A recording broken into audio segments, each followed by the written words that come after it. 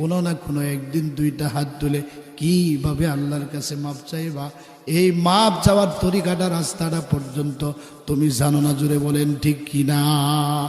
আমার ভাইরা, আমার ভাবারা, অন্যায় করছো, গুনাহ করছো, অন্যায় করছো, গুনাহ করছো, পৃথিবীর কোন মানুষের কাছে বলবা না, পৃথিবীর কোন মানুষের কাছে বলবা না।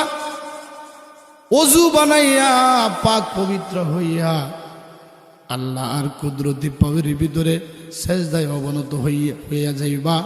যাওয়ার পরে আল্লাহর দরবারে দুইটা হাত তুলে মুনাজাত করবারে, বাবা গুনাহগারাম গুনাহগারাম গুনাহগার, সিয়াগারাম সিয়াগারাম সিয়াগার। আয় আল্লাহ তাআলা, আমি গুনাহগার, আমি নাফরমান।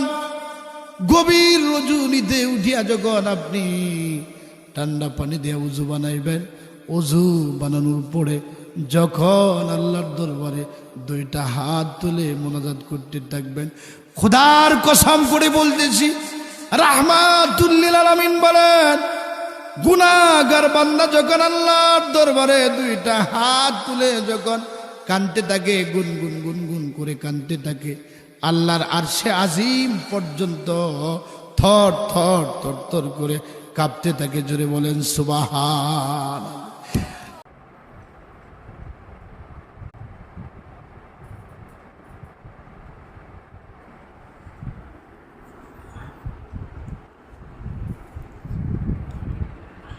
কোনো না কোনো একদিন দুইটা হাত তুলে কিভাবে আল্লাহর কাছে মাপ চাইবা, এই মাপ চাওয়ার তরিকাটা রাস্তাটা পর্যন্ত তুমি জানো না। জুড়ে বলেন ঠিক কিনা?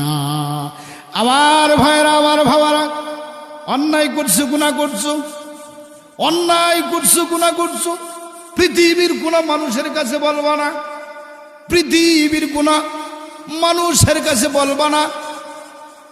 ওযু বানাইয়া পাক পবিত্র হইয়া আল্লাহর কুদরতি পাওয়ার ভিতরে সেজদায় অবনত হইয়া যাইবা। যাওয়ার পরে আল্লাহর দরবারে দুইটা হাত তুলে মুনাজাত করবারে, বাবা গুনাহগারাম গুনাহগারাম গুনাহগার, সিয়াগারাম সিয়াগারাম সিয়াগার।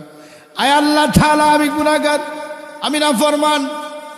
গভীর রজনীতে উঠিয়া যখন আপনি ঠান্ডা পানি দিয়ে উযু বানাইবেন, উযু বানানোর পরে যখন আল্লাহর দরবারে দুইটা হাত তুলে মুনাজাত করতে থাকবেন, খোদার কসম করে বলতেছি, রাহমাতুল লিল আলামিন বলেন, গুনাহগার বান্দা যখন আল্লাহর দরবারে দুইটা হাত তুলে যখন কাঁদতে থাকে,